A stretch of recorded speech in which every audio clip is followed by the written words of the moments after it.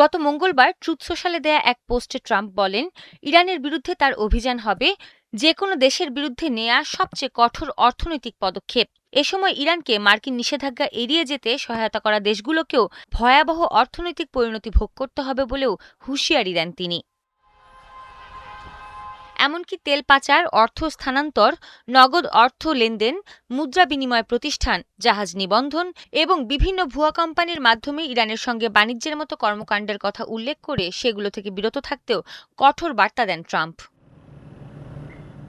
এর আগে একই দিনে ইরানের গুরুত্বপূর্ণ আমদানি ও বাণিজ্যিক বাজারে প্রবেশের ক্ষেত্রে দীর্ঘদিন ধরে নির্ভরতার জায়গা হয়ে থাকা সংযুক্ত আরব আমিরাত তেহরানের সঙ্গে অনির্দিষ্টকালের জন্য বাণিজ্য বন্ধের ঘোষণা দেয়। দেশটির অভিযোগ, ইরানের সামরিক বাহিনী তাদের ভূখণ্ড লক্ষ্য করে দুটি ব্যালিস্টিক ক্ষেপণাস্ত্র ছুড়েছে।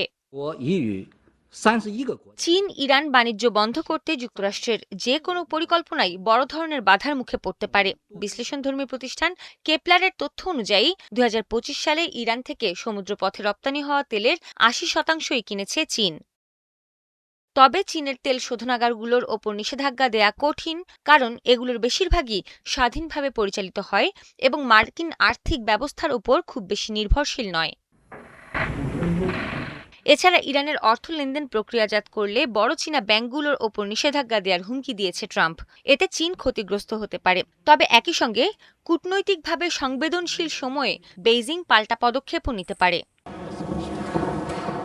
রাশিয়ার ক্ষেত্রে যুক্তরাষ্ট্রের জন্য পরিস্থিতি কিছুটা ভিন্ন।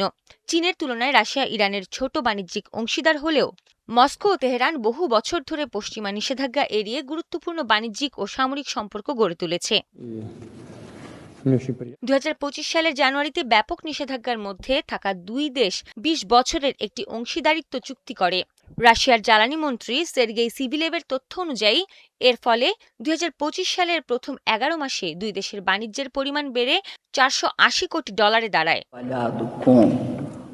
নিষেধাজ্ঞার আওতায় থাকা তেলের পাশাপাশি রাশিয়া ও ইরান কাস্পিয়ান সাগর দিয়ে অস্ত্র ও সামরিক সরঞ্জামও আদান প্রদান করেছে বলে বিভিন্ন প্রতিবেদনে বলা হয়েছে।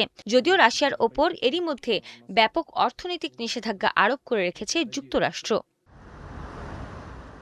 রাশিয়া, চীন, ভারত, ব্রাজিল সহ বিশ্বের কয়েকটি শক্তিশালী দেশকে নিয়ে গঠিত ব্রিক্স জোটের সদস্য ইরান নতুন আর্থিক সুযোগ তৈরিতে জোটটির সদস্য হিসেবে নিজের অবস্থান কাজে লাগানোর চেষ্টা করছে তেহরান।